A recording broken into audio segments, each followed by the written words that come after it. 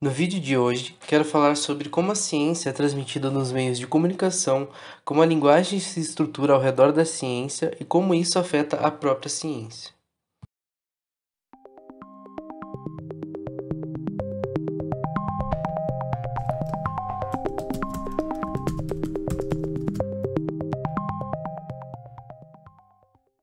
A primeira vez que a palavra semiótica foi mencionada foi pelo Charles Sanders Peirce. Em seu texto, ele a define como um estudo dos signos verbais e não verbais e, nessa mesma primeira definição, apontou-a como sendo uma ferramenta importante para entrarmos no campo da comunicação. Para compreender melhor o que é esse conceito, vamos imaginar um exemplo prático do uso da semiótica. Para isso, podemos falar de um dos momentos mais memoráveis do uso da semiótica no contexto brasileiro. Em 1989, em um dos debates mais marcantes da história no Brasil entre Lula e Collor, o candidato do PTB recebeu um tratamento especial do então diretor da emissora Globo, a fim de favorecê-lo eleitoralmente e em detrimento do candidato do PT. Confira no seguinte vídeo. Da eleição do Collor, né? Evidentemente houve um debate, aquele último debate entre o Lula e o Collor, que ocorreu na TV Bandeirantes. Aquele debate foi a primeira coisa que ocorreu é que o Collor foi preparado para aquele debate e eu fui o responsável por essa preparação. Havia um confronto do bom moço, bonitão até o nosso Collor, e ali eu dei um jeito na gravata dele, soltei a gravata dele, despenteei o Collor, joguei umas gotinhas de glicerina, ele ficou um pouquinho suado para fazer aquele enfrentamento com o Lula, que era na verdade, o sapo popular, né? Então... A intenção de Boni era que Collor tivesse um rosto mais popular, menos engomado, para ser um candidato mais tragável à população geral. No entanto, a semiótica não é usada somente pela grande mídia.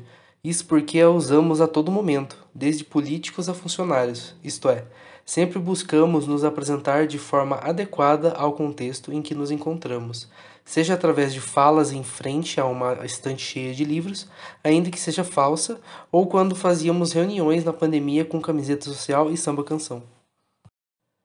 Até agora, você pode até estar achando interessante o conceito de semiótica, mas não entende exatamente como isso atravessa a ciência.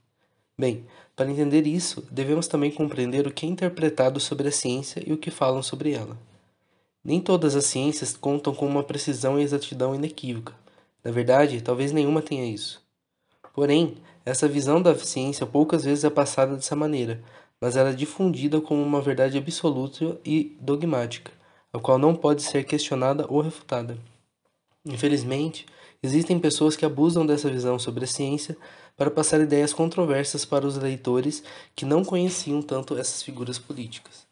A economia é um belo exemplo desse abuso, pois, simplificadamente, existem ao menos 3 correntes de pesquisas que apontam caminhos quase opostos para resolver os mesmos problemas. As mídias têm suas correntes favoritas, todos temos, mas quando elas escolhem apresentar um pesquisador do campo, afirmam através da semiótica esse caráter inequívoco associado à ciência, o que reafirmam, não é verdade.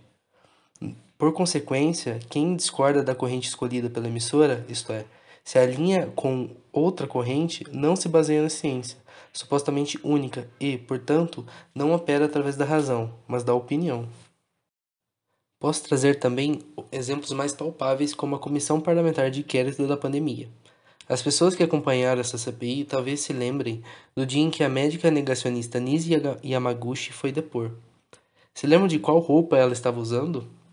Muitas pessoas recordam dela estar de jaleco, ainda que fosse somente uma vestimenta que lembrava significativamente um jaleco, o que remete facilmente ao estereótipo de cientista para o imaginário popular. É difícil pensar que essa não foi uma escolha intencional para passar credibilidade em falas que não se ancoravam na ciência.